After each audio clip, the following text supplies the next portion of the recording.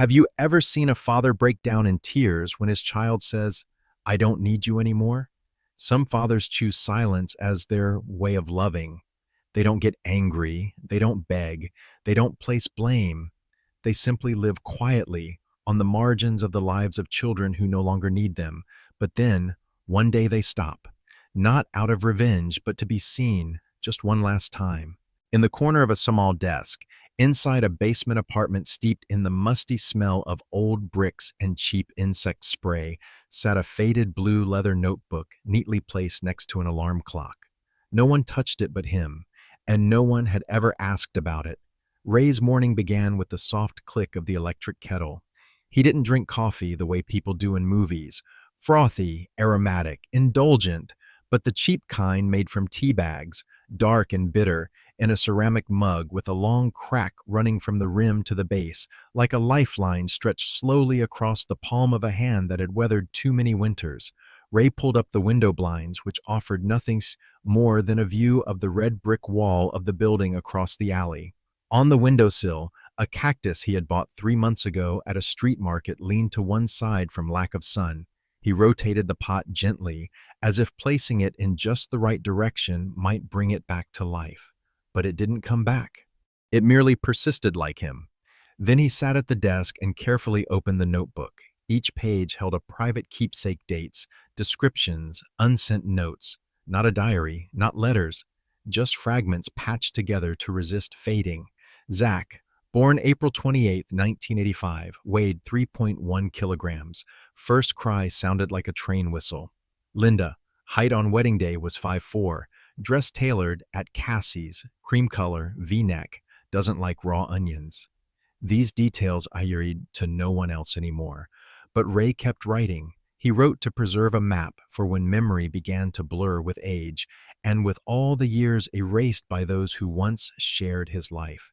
His pen trembled slightly, the ink faint, but still tracing steady lines across the narrow rule. On the desk, a quiet FM radio played an old song, one that had once echoed in the delivery room all those years ago. He couldn't recall the name, but the melody made him pause. Ray rested his chin on his hand and stared at the unfinished page. He was about to write another line, Zach's birthday that year, train-shaped cake, when his hand suddenly froze, not because he couldn't remember, but because he remembered too clearly. Linda's image appeared without warning in the kitchen of their old house, sleeves rolled up, hair tied back, eyes glancing toward him. The cake is leaning to the right. Don't let Zach see it. Ray remembered saying, "He's just a kid, he won't notice." Linda didn't reply. She simply tilted her head, silent, then cut the cake with such precision that he didn't dare breathe too hard. That memory, seemingly harmless, suddenly unsettled him. An old pain rose without warning, like aching joints in a change of weather, a quiet kind of anger, not explosive, just smoldering. Anger over things that were never said, anger that his kindness had never been enough, anger that one day people would remember him only as the absent father. Even though he had never left first, he closed his eyes, set the pen down, took a deep breath. In a moment thin as ash, he had the urge to tear the notebook apart, to burn it, to erase every word that preserved someone else's life. But he didn't. He closed it carefully, aligning the spine. His hand lingered on the soft leather cover longer than usual. Sometimes forgiveness is simply choosing not to do what you could, not retaliating, not shouting, not needing anyone to understand, just letting something go without witnesses. Ray stood up, wiped the table clean, put the notebook back in the drawer as he did every day. Nothing special, nothing to be retold. Yet somehow, the space behind him felt subtly half a shade lighter. When he stepped into the bathroom, the mirror reflected a face older than he'd expected, but his eyes were unusually calm, not bright, but clear. The morning continued like always, with another cup of coffee and a glance out the empty window. But today, Ray didn't turn the radio on. He let the silence speak. Tuesday morning, Ray wore a charcoal gray wool coat with worn-out shoulders and rubber-soled shoes whose heels had come unglued. Quietly, he locked the door of his basement apartment, The key clicked softly in the lock. A lonely sound, but one he knew well, like the sigh of old wood. Early March in Rock Springs wasn't freezing cold, but it was just brisk enough to make old folks instinctively hunch their shoulders whenever the wind blew past the bin near the bus stop. Ray pulled his collar up and shoved his hands into his pockets. No one called his name. No one looked.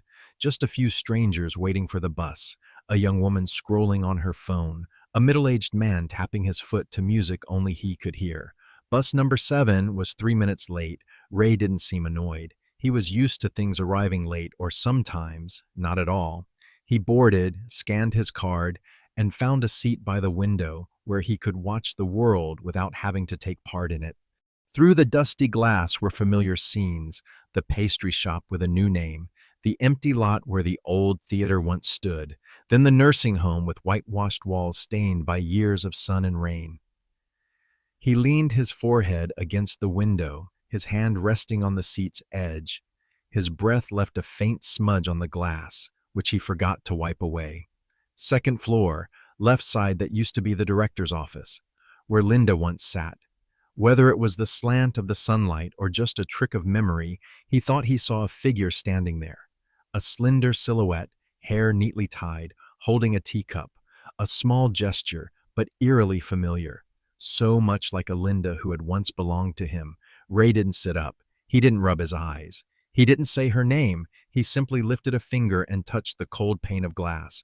A touch too soft to clear the fog, but enough to stir something deep inside him.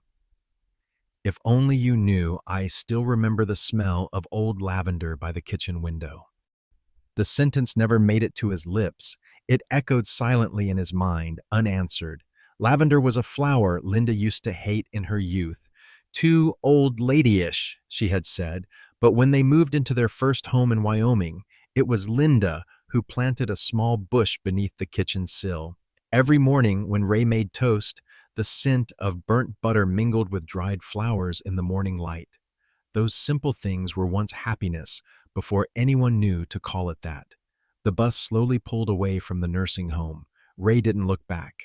He stayed still, eyes forward, though in his mind that stretch of road seemed to keep extending, as if his thoughts were trying to hold on to things long left behind. A dull ache in his lower back made him shift in his seat.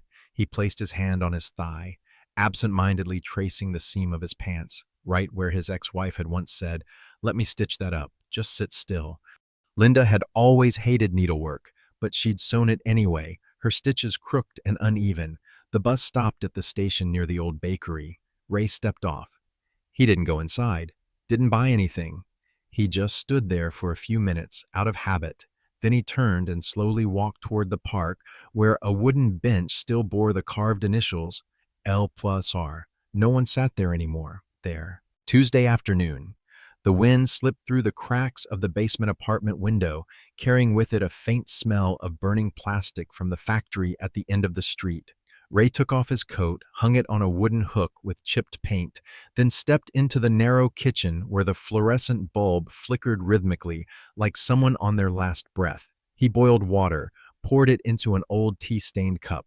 The tea wasn't fragrant, didn't stay hot for long, but he still held it tightly, as if afraid to lose it.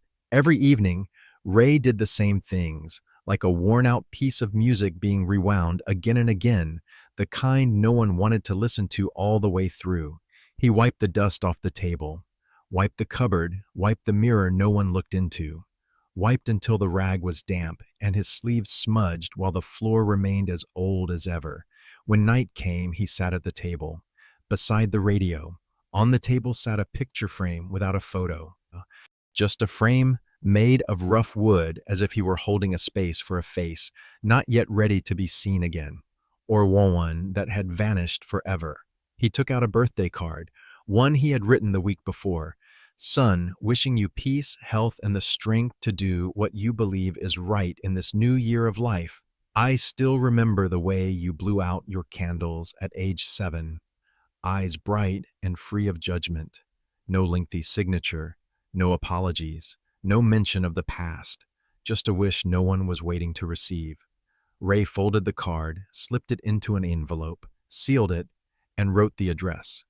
In the top right corner of the envelope was a smudge of ink, his fingerprint still visible there. A small proof that this letter had passed through the sender's hands, even if no one would remember. Night fell. He turned off the lights early, not because he was tired, but because there was no longer any reason to keep them on. Only the blue glow of the TV remained, playing the news with no sound. He didn't turn the volume on because the words people said in there weren't meant for someone like him anymore. The next morning, the alarm rang at 6 o'clock. Ray got up the moment it rang, without yawning, without hesitation. No one asked him to wake up at that hour. But he still did. Routine was the last friend who kept its promise. He made coffee, neatly folded the kitchen towel, turned on the radio to NPR. The morning news was read by a man with a deep, even voice, without emotion, just the way Linda used to like it. Information must be neutral, she used to say. Ray didn't like neutral, but he still listened. The sky hadn't fully brightened yet. He put on his coat and left the house. In his hand was the letter he wrote the day before. He walked past 3 blocks, turned right at the alley with the power station and the old maple tree. The post office was the same. Faded sign, weary staff, the receipt printer wheezing like it had asthma. He didn't go in. He just stood by the red mailbox, old and rusted, next to the entrance, dropped the letter in, stood there for a few seconds. No one told him he couldn't stand long, but no one wanted him to stand there either. He knew that. Ray turned back. On the way home, he passed a house with new owners, the first house he and Linda ever lived in. The wooden fence had been replaced with metal bars. The porch swing was gone. Only the front door remained that same moss-green color. He didn't stop, just glanced, then kept walking. By noon, Ray was home. He opened the fridge, took out a slice of cold cut, 2 slices of bread, no butter, no vegetables. Ate quietly, eyes on the dusty window. Outside, children were riding bikes on the sidewalk, laughing, yelling. One bike tipped over. A boy got up, slapped his knee. Didn't cry. Ray watched until the kids disappeared around the corner. He didn't sigh. Just took a sip of water. Ordinary, as always. A note to myself. Today is a beautiful day. No one called. No one remembered. But I still mailed the letter. That day, it rained lightly. Fine drops fell straight onto Ray's back as he stood waiting under the awning of the old post office. The shoulders of his coat slowly dampened, but he didn't notice. His eyes were fixed on the distant street where a familiar silver pickup had just pulled over. Zach stepped out of the truck and opened the back door to retrieve a stack of documents. Purple tie, crisp shirt, steady stride.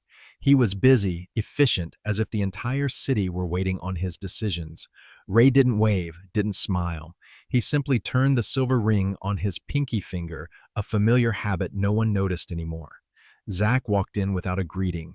He just placed the stack of documents on the old wooden table in the center of the room, where the basement apartment's musty scent never quite disappeared, despite Ray's regular cleaning. I need the contract for the old house. Mom said you used to keep a copy. The voice was clear, polite. But there was no warmth between the words dad and son, as if he were speaking to an elderly colleague, not the man who once carried him on his shoulders through Central Park every holiday. Ray opened a drawer, pulled out a bundle of papers carefully sealed in plastic, set it on the table, said nothing. The room went still for a few seconds, only the sound of raindrops ticking on the tin roof above.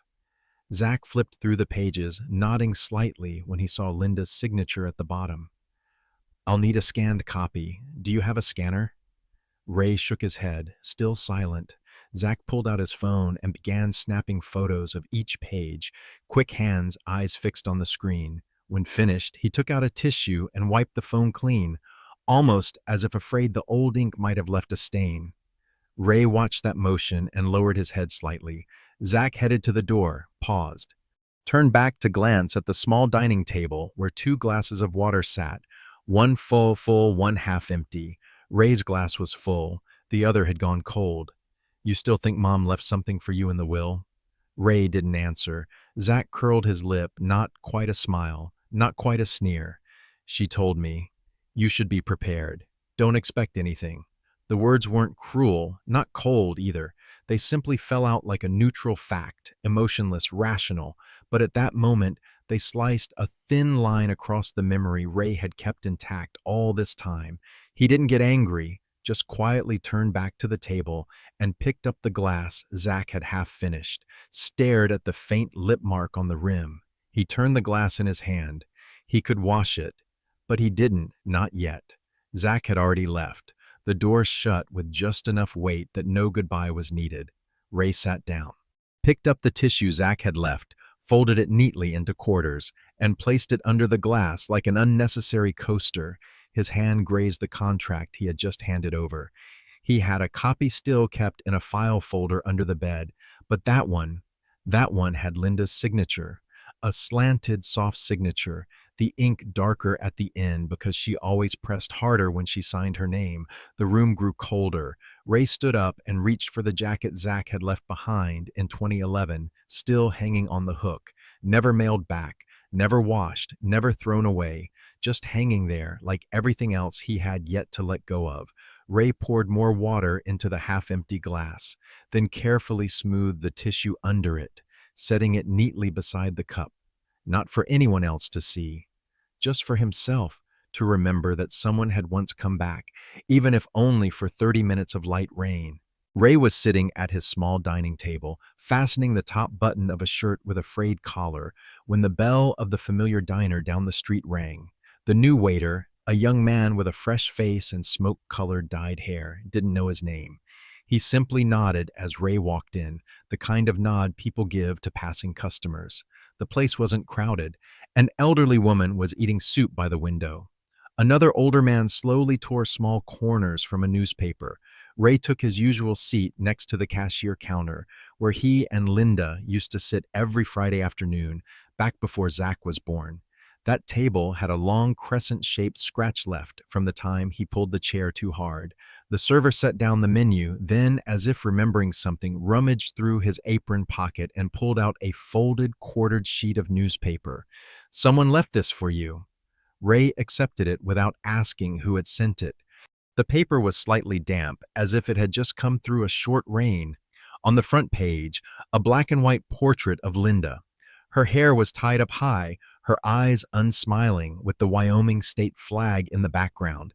It was the same photo used at her medal ceremony for her contributions to elder care.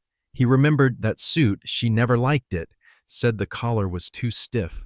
A small, polite headline read, "Linda Chen Barker dies at 63, leaves behind a legacy of over 3 decades of community service." No mention of her ex-husband, no mention of Ray. Only one line at the end of the article, "The funeral will be held Sunday morning at Winters Chapel Funeral Home." Ray set the paper down. His hand remained resting on the edge of the page, not clenched, not crumpling, just resting. No one from the family had called. No message, no email, no word from Zack. Linda's death came to him like a local newspaper item, cold, sufficient, and passing, as if no one had read it with any care. He stood up, left without ordering, didn't say goodbye. He walked into the restroom at the end of the hallway. Water flowed steadily from the faucet. Ray cupped his hand, brought water to his face. Not cold, not warm, not enough to feel anything. He bent forward, bracing his hands on the edge of the sink. In front of him was the mirror, the kind that had gone dull and scratched, smeared by customers wiping it with their sleeves. The mirror reflected his face, older than the last time he looked at himself. Stubble on his chin, deep lines on his forehead, and eyes slightly red, as if he hadn't slept well. But what made him pause the longest were his hands veined, wet, trembling slowly, quietly. Those were the hands that had touched Linda's back the night Zack was born, had steadied her as they crossed icy winter streets, had opened the door when she came home late, furious, saying nothing. Now those hands rested on a porcelain sink, and no one was holding them.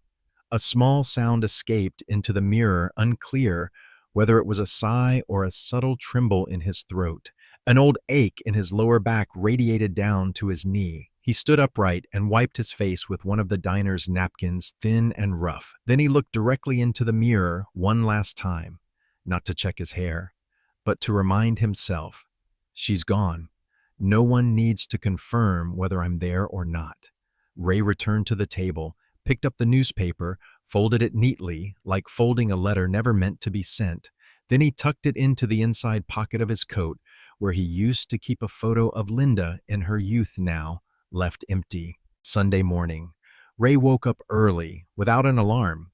Not out of nervousness, and not because he had anything urgent to prepare, just because he was used to not being called. So everything arrived a little earlier for him. He wore a white shirt, carefully ironed the day before.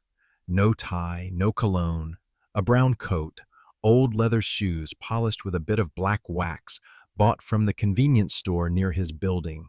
His hair wasn't neat, but it wasn't messy either. He shaved more carefully than usual.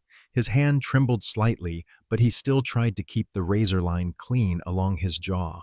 No one was waiting to go with him. No one even knew he would be there. Winter's Chapel Funeral Home sat on a hill, overlooking the main strip of Rock Springs. The sky was overcast, no rain, but windy. Dry leaves tumbled in scattered clusters along the sidewalk, like pieces of old stories no one wanted to pick up again. Ray arrived an hour before the service. He didn't go in. About 50 meters from the funeral home was a small park with a row of stone benches facing away from the road. He chose an old bench and sat down. From there, he could see the entire funeral ground. People began to arrive. Cars filled the circular drive. Most were expensive large SUVs, dark paint, plates from other states, neat black clothes, familiar faces he'd once seen around a dining table when Linda still hosted parties in her steel-bright kitchen.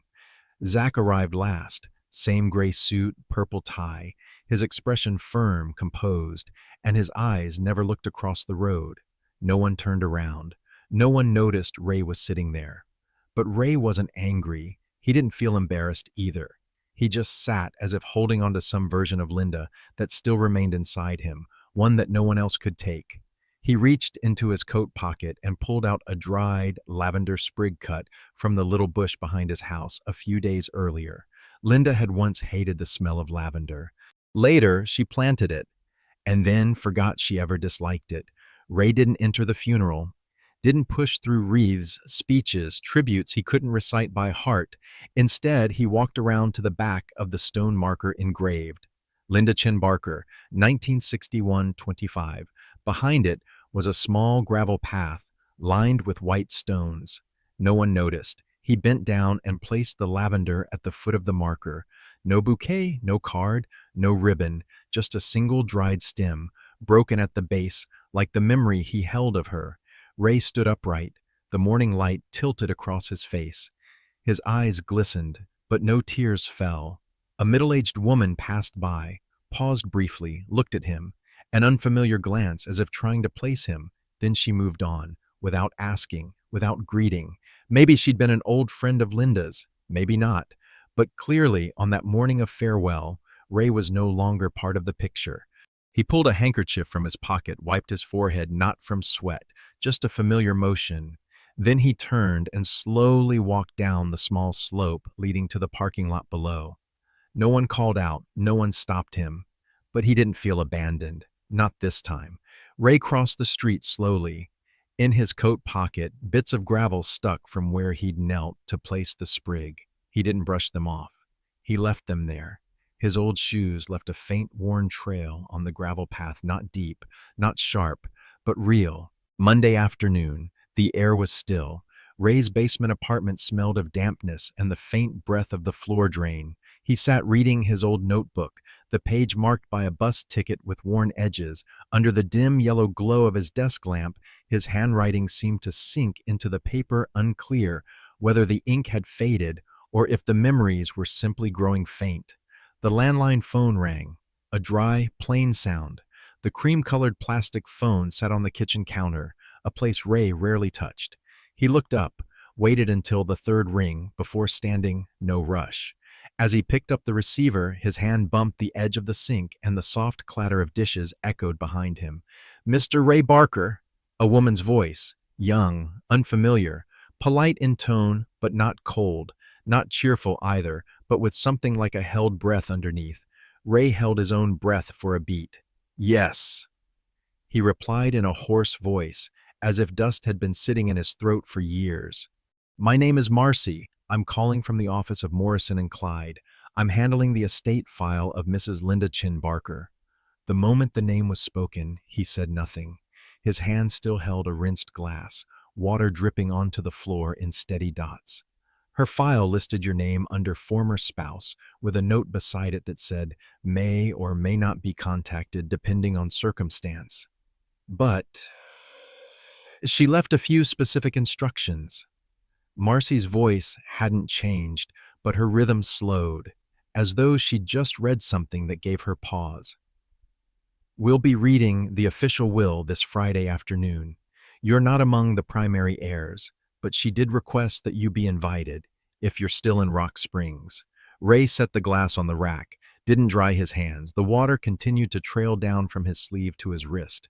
There's an address in the invitation letter, but I wanted to make sure you knew, and if you come, I'll be at the door to meet you.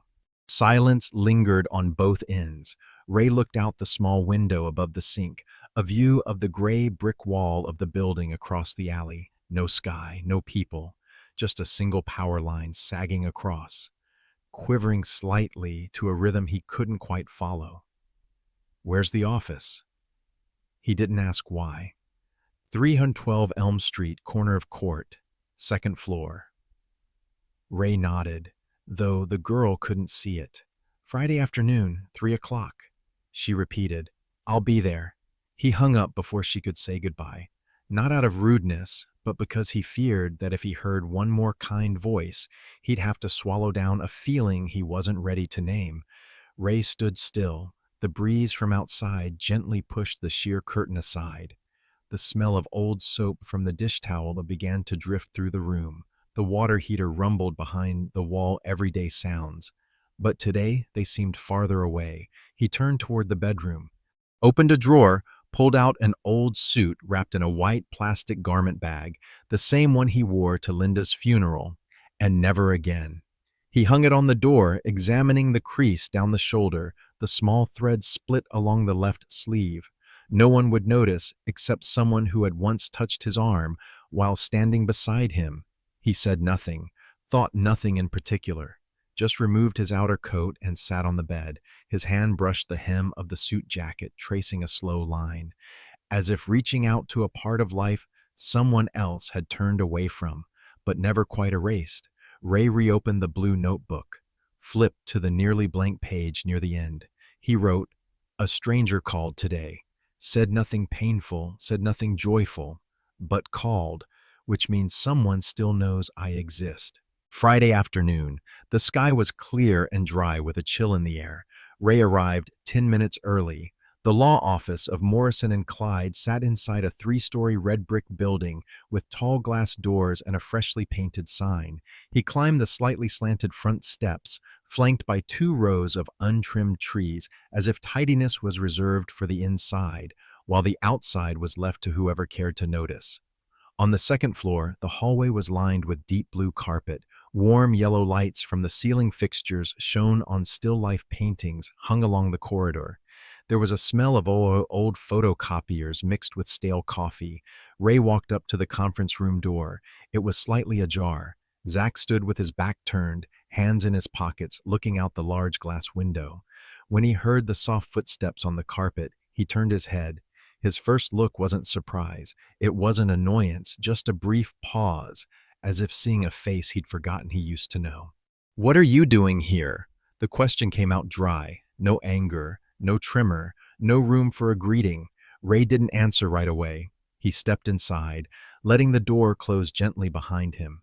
In that moment, there was only a faint click, like an invisible line had shut between the two of them. I came to listen, he said. His voice was calm, even, without trying to be soft. Zach looked at him for another second, then turned back, as if the reply wasn't worth another word. Don't expect anything.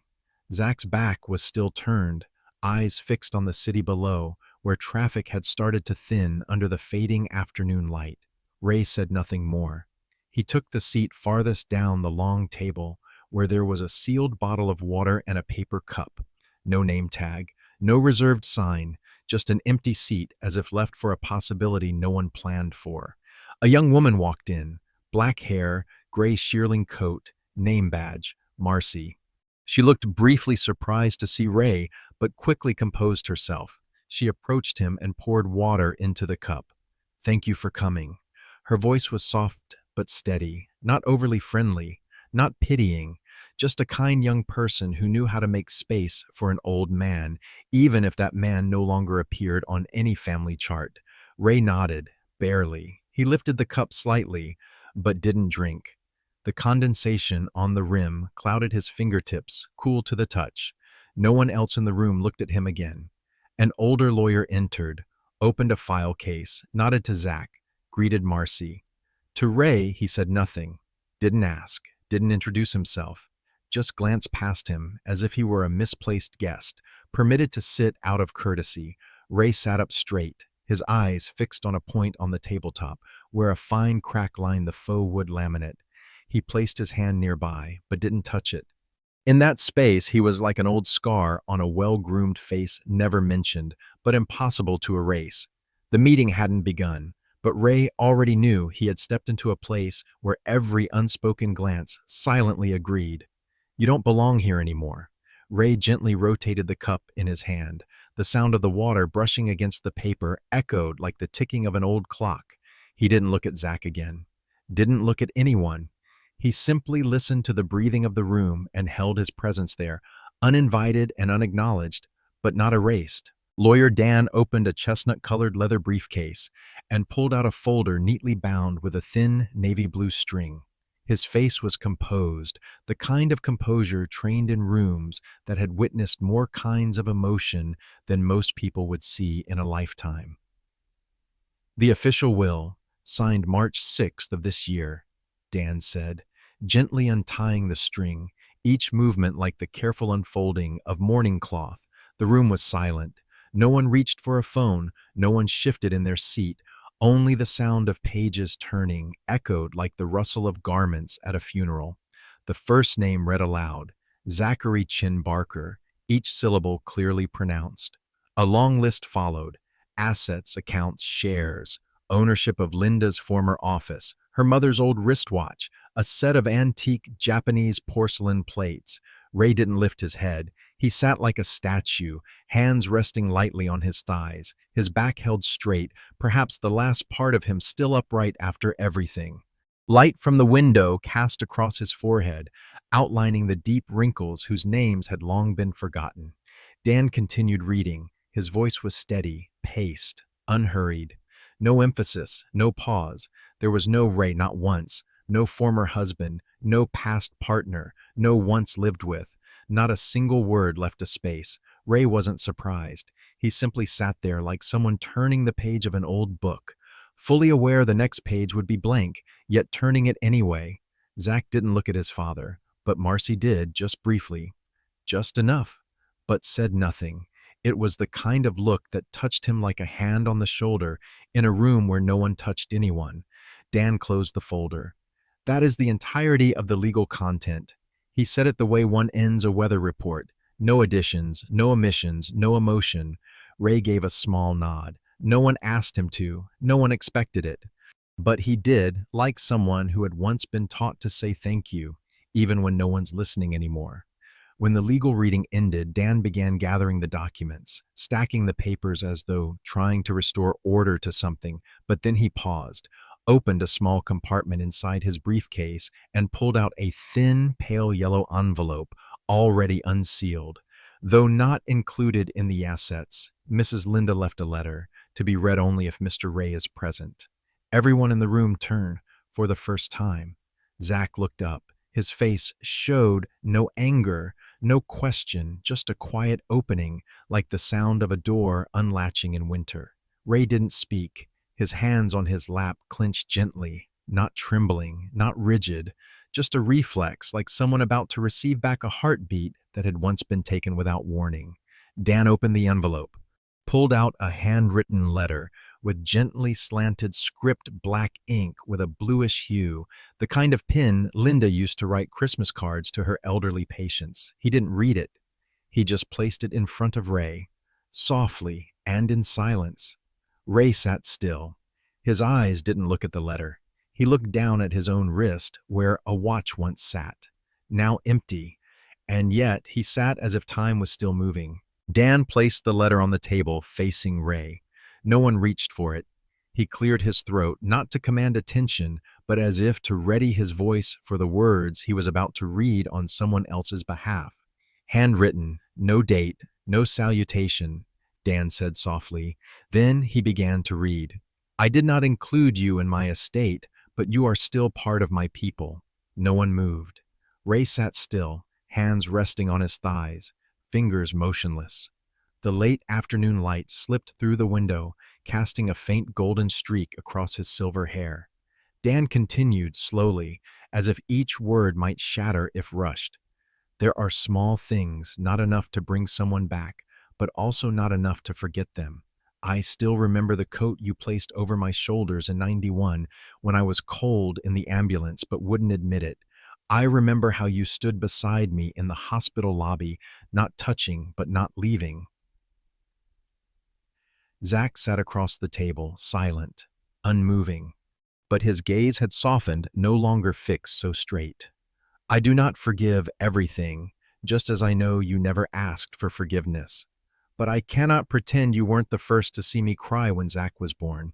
I still think about that look in your eyes, tired, worried, and gentle.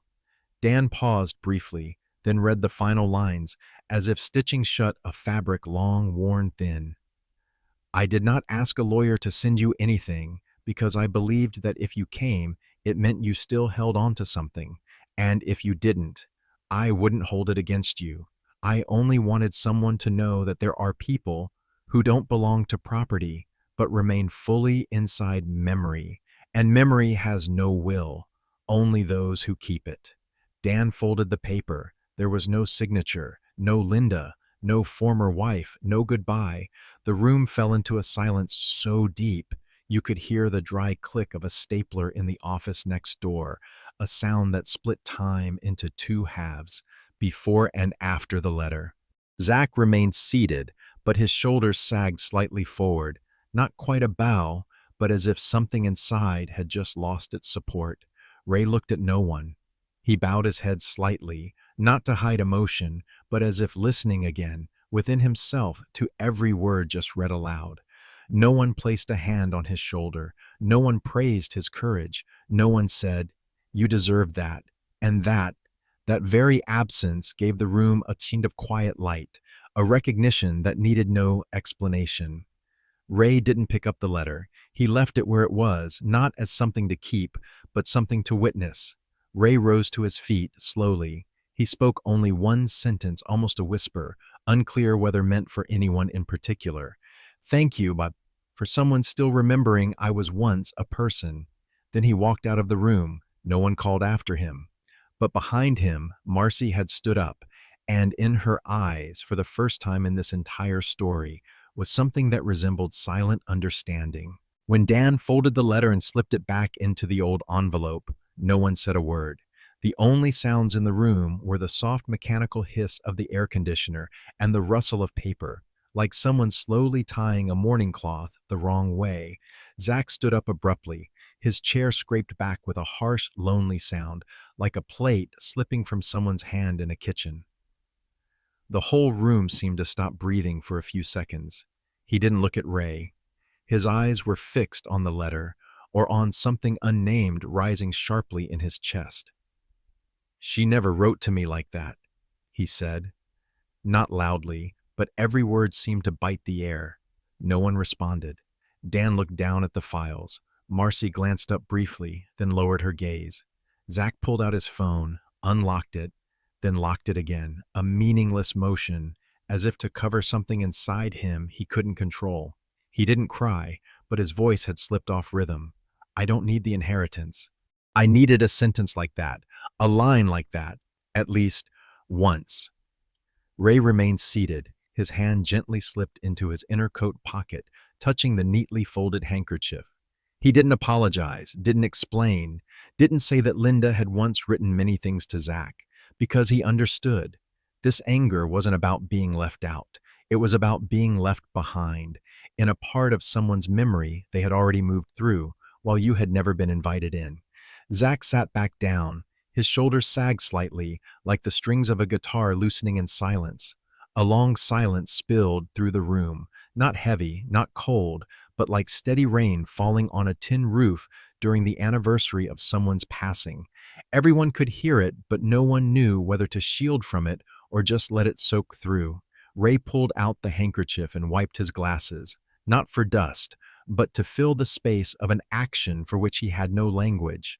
The lens slid lightly in his fingers, reflecting the overhead lights, light that was neither warm nor cold, just the kind that stays on during long meetings where people divide assets but cannot divide what was once human. Zach said nothing more. Ray offered no comfort. Dan sorted papers. Marcy gathered the water bottles.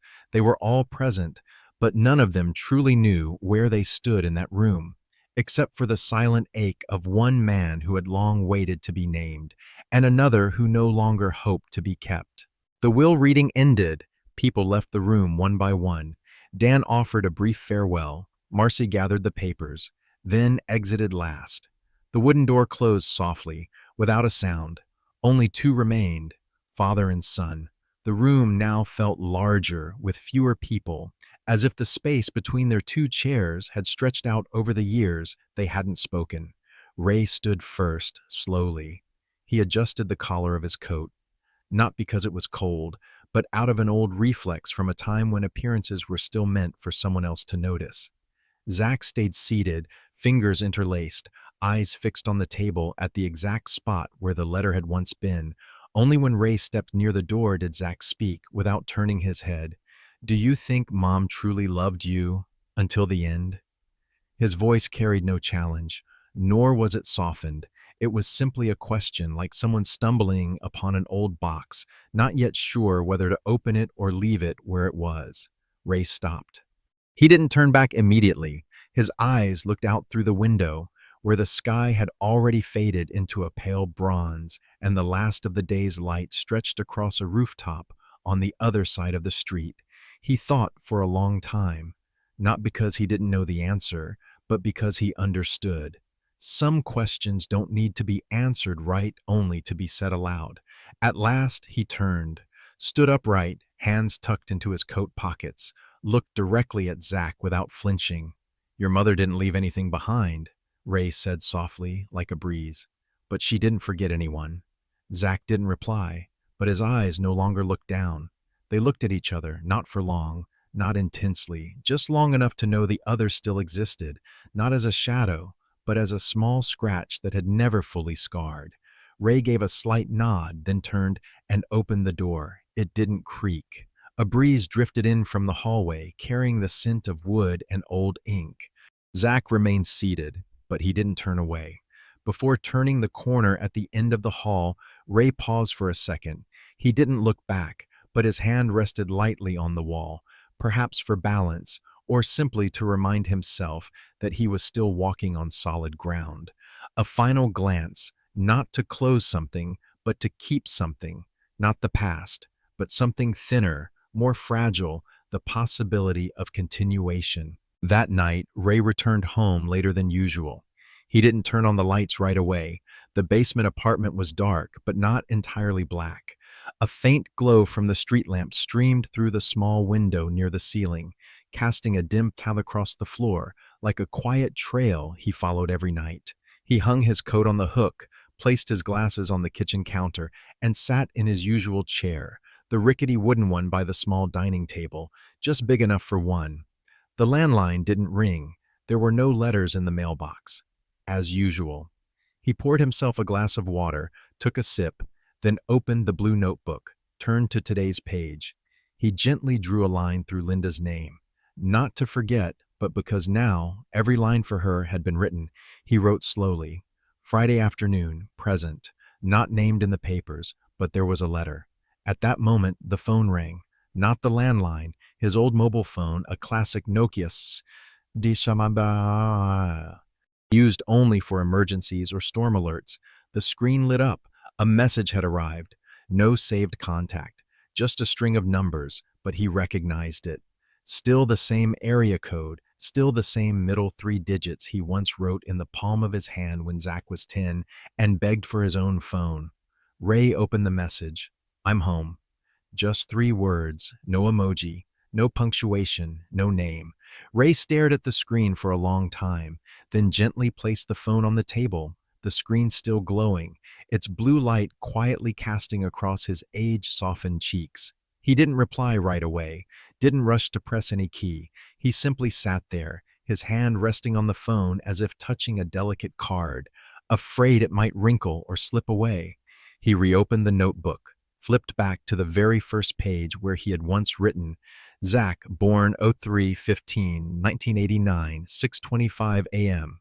And just beneath that line, he added a new one. Zach wrote back, not a call, but words. No date, no time, just that. And he knew, if ever there was a season to begin again, this would be the moment. Ray stood up, walked to the small window above the sink, and wiped away the condensation. Outside was the soft yellow light of the street lamp and the sound of wind brushing over the damp, cold pavement. No one had promised to return. No one had made a vow. But now, someone had opened a door quietly. And Ray, the one who had once been left behind, now needed only a brief message to remain. The next morning, Ray woke up when the sky was still pale gray. The first light of day slipped in through the small window, not enough to be called sunlight, but enough to see dust drifting through the room like little memories that hadn't yet settled. He made coffee, as he did every morning. The old ceramic mug still sat on the table. A new crack had branched along the rim. He didn't replace it. At 10 to 8, he put on his coat, wrapped his scarf, and stepped outside. The streets were quiet. The cold season made everything move slower. Ray walked along the sidewalk like a habit with no clear reason. He just wanted to feel life still moving, even if no one called his name. When he reached the shared mailbox of the apartment building, he opened Box 27, the small compartment that, for over a year, had only held gas flyers and laundry coupons. Today, there was an envelope. White, no postmark, no logo, no printed name, just one line in pale blue ink, handwritten Ray Barker. He picked it up. His hand trembled slightly. He opened it. Inside was a cream-colored birthday card, blank without any printed design. In the center, a single handwritten line, tilted gently to the left, the handwriting of someone young, trying to get it right. My name is Marcy. I think you still deserve to have someone call you sir. No long message, no gratitude, no mention of the past. Just a young stranger kind enough to know. Sometimes the smallest recognition can restore a part of someone that had long been worn thin. Ray stood there for a long time. The wind brushed softly past his shoulders, making the card flutter as if it might fly away. He folded it carefully and tucked it into the inner pocket of his coat, the same one where he kept his old handkerchief. He returned home, tidied the kitchen table, wiped the window above the sink. The light passed through, gentle, soft, illuminating a small glass jar on the windowsill. Inside were a few sprigs of dried lavender. Not new, not beautiful, but still fragrant. Ray sat down. He didn't write anything else in the blue notebook. There was no need, because today someone had written to him. The noon hours passed as quietly as a leaf lying still on the surface of a lake. Ray sat at the table, the cream-colored card Marcy had sent placed in front of him, already tucked into a clear plastic sleeve, pressed between two pages of the blue notebook. Light slanted through the narrow window, falling across the edge of the card in a thin blade-bright line, making the words, I'm Marcy, stand out more sharply than usual. He didn't read it again. He only looked like someone standing in front of an old shop window with no intention of buying anything, yet lingering there for a long time. By early afternoon, he put on his coat and went out. No destination, just legs that wanted to walk, and no reason left to tell them to stop. Wind passed through the bare branches, bringing with it the dry, clicking sound of bark knocking together. On the sidewalk, a few scraps of ice remained from the last cold snap, thin as forgotten shards of mirror under the sun. Ray turned onto the street that led to the post office. The familiar smell of ink and cardboard met him from a distance, mixed with the scent of plastic wrap and the stale coffee of the packaging clerk. Inside, rows of metal racks were filled with envelopes, stamps, and twine. A middle-aged man weighed a parcel on an old tape-patched scale, occasionally nudging the dial back to 0 with his elbow.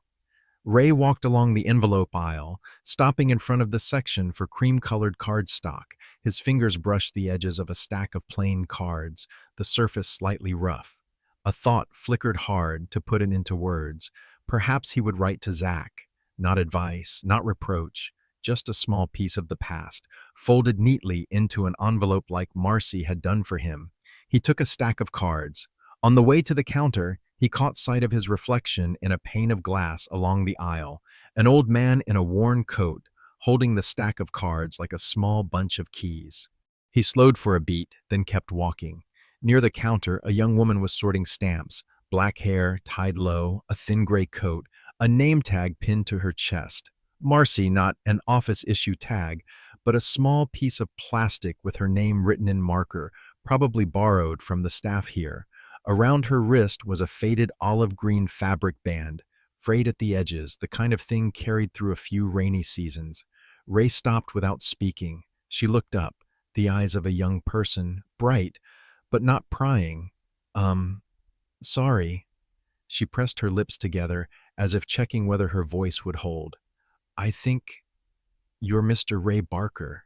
He nodded lightly, still holding the stack of cards he wasn't sure he needed. The scent of new paper from the envelopes beside them seemed stronger in that moment. I didn't think I'd see you here, she said, then realized how much it sounded like she'd been tracking him.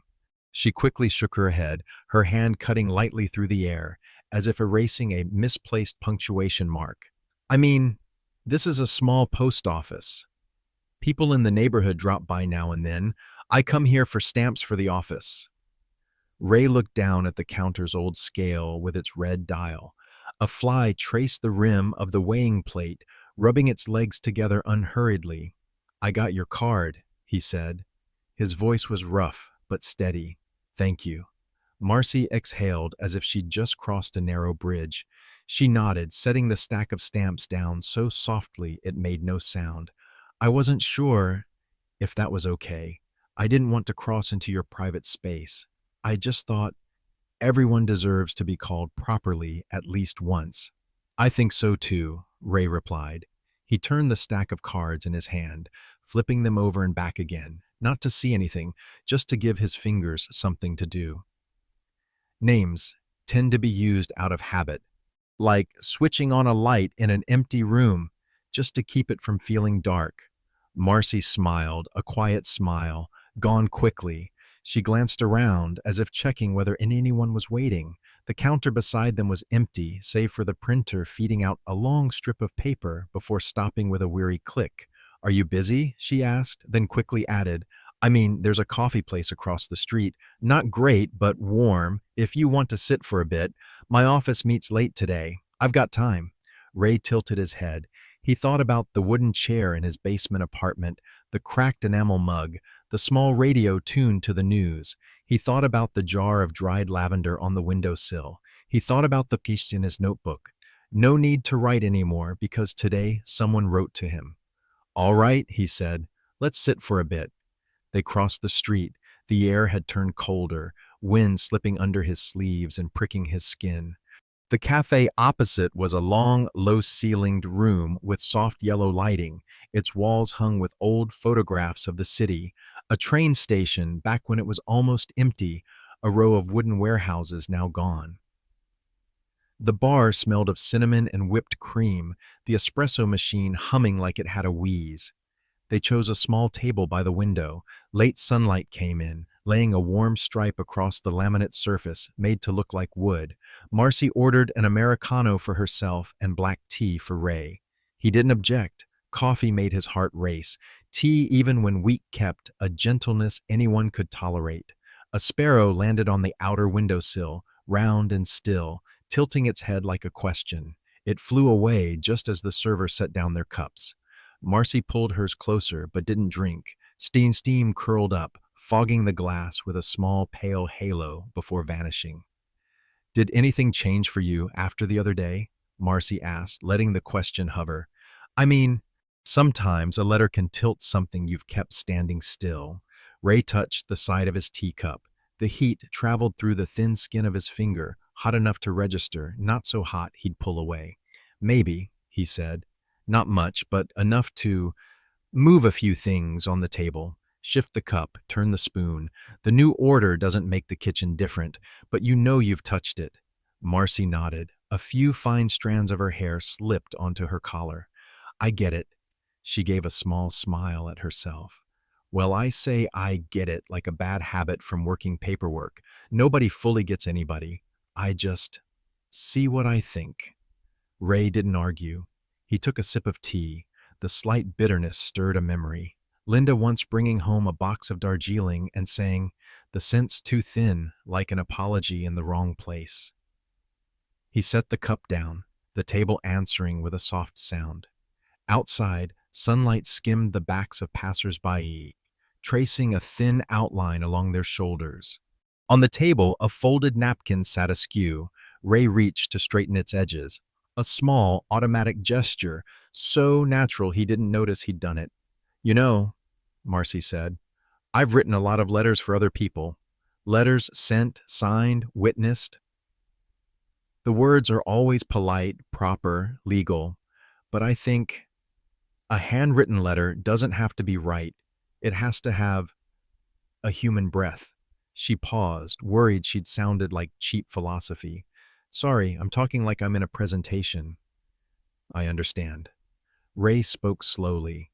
I used to work at the post office, delivered mail. Along the route, there were envelopes so thin you could tell there was a photo inside because a corner pressed just slightly stiff. Others were swollen, heavier than usual, cash sometimes. On rainy days, if a letter's corner got wet, I'd tuck it inside my coat to keep the ink from smearing. He looked out the window where the sparrow had returned, hopping on the brick ledge. Some letters I delivered late traffic or because I stopped too long at a small shop. The recipient still thanked me. People tend to be more grateful when what they've waited for isn't wet. Marcy stayed quiet. She placed her palm flat on the table, skipping the words, I get it this time.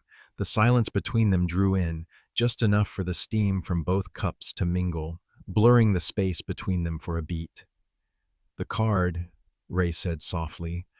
Your handwriting leans left. Marcy laughed once. I'm trying to write straight, but my hand keeps pulling away, like the words want to go somewhere else from where my mind is. No need to write straight, Ray said. A lean is its own kind of bow. She looked up at him. His face creased in long lines along his cheekbones, seemed, for a moment, less rigid, like coarse cloth left in the sun that someone had sprinkled with a little water, softening in patches. Mr. Ray. Marcy called him by name for the first time, without the buffer of Mr. or Sir. I've read a lot of files, a lot of instructions from people about to go. They mostly talk about money, houses, land, shares. Rarely do they say to invite someone old back, even if that person's no longer on any inheritance list. Ray nodded. She was like that, did everything needed for the work, and left one thing no one would understand for the human part. He took a short breath, quiet enough to miss unless you were sitting close. The letter didn't apologize. She wasn't the kind to apologize, but she didn't need to. Sometimes letting someone see the old kitchen is enough. The old kitchen? Marcy tilted her head. Yeah. He almost smiled. The old kitchen is where you remember you were truly full, not because the food was good, but because someone sat across from you. From there, the scene unfolds into their walk, the hidden alley, the bench in the park, and the small offers tea on Thursdays, a promise that doesn't need to be spoken twice. And when Ray goes home that evening, later than usual, he sets the envelopes on his desk, writes one word, Zach, at the top left corner of a fresh card, and stops. The rest will come another day. For now, The card sits there like a promise that doesn't have to be said out loud. And in the quiet light as paper, he understands some connections don't need to be pulled tight. You just keep holding them and let the wind do the rest. Ray didn't knock on the door. He didn't try to reclaim anything. He didn't rewrite the past. He simply stayed in an old room with a jar of lavender and a message no one was obligated to send. And perhaps that was the quietest form of retaliation, not to hurt anyone, but to prove that he still carried his full humanity, even after being crossed out. He didn't reply to his son's message right away. He didn't call the young secretary back. He didn't tell anyone that his heart was softening. He just cleaned the window pane so the light could come in again. If you've ever been erased from something, a family, a story, a dinner table, or simply a passing mention, leave a line for yourself or for someone else who once sat alone like Ray. You don't have to say much. Just remember that you were once there. You are not forgotten, and no one should leave this life without being called by their true name one last time.